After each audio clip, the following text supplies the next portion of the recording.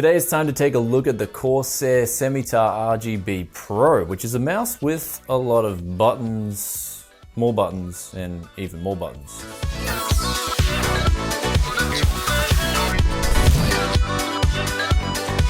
Welcome back to Tech Yes City. This is Brian coming to you guys today with a look at Corsair's new Semitar mouse, which of course has RGB lights which can be controlled in 4 different regions of the mouse via the software and can be saved to the hardware itself. This of course will make your mouse perform better in the cosmetics department.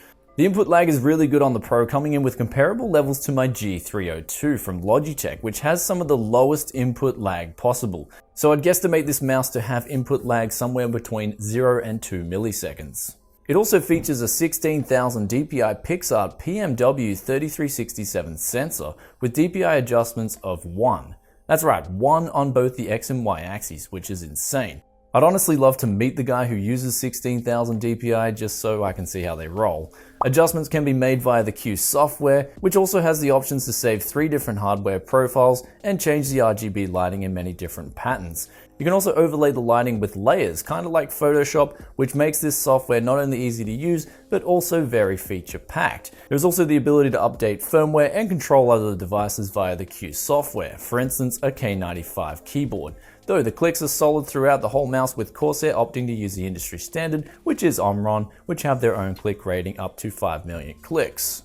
Though what about the shape and construction of this mouse? Well, it is marketed towards MOBA and MMO users, though in reality I found it to be a palm gripper's mouse. With a weight of 120 grams without cable drag, the finish is a smooth matte black finish, and the right side of the mouse has a rugged grip for your ring finger.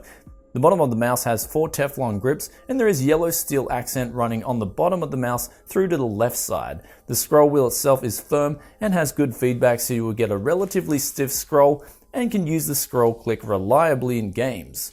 The side 12 buttons can also be customized to slide back and forwards as to customize for an individual's hand. There is also a 1.6 meter braided cable and a 2-year warranty included with the Pro. Lastly, there's also adjustable lift-off distance too. Though in practice, how does this mouse perform? Well, I found it really nice for MOBA games, like World of Warcraft for example, where I could remap the keys to keys that were not in use on my keyboard, then assign hotkeys for those keys and use them in skills for my hunter for example, which makes this mouse a really fun mouse to give way more options than a standard mouse with 4 or 5 buttons that they could only offer.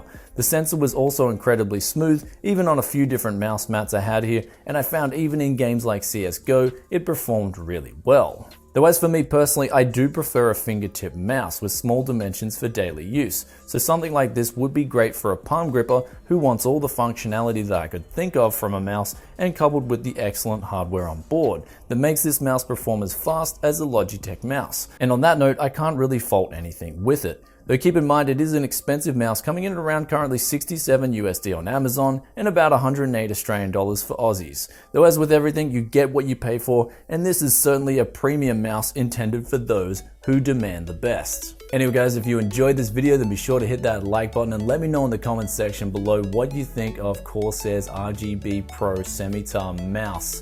Do you think it has enough RGB lighting? Would love to hear your thoughts and opinions as always, and I'll catch you in another tech video very soon. Peace out for now.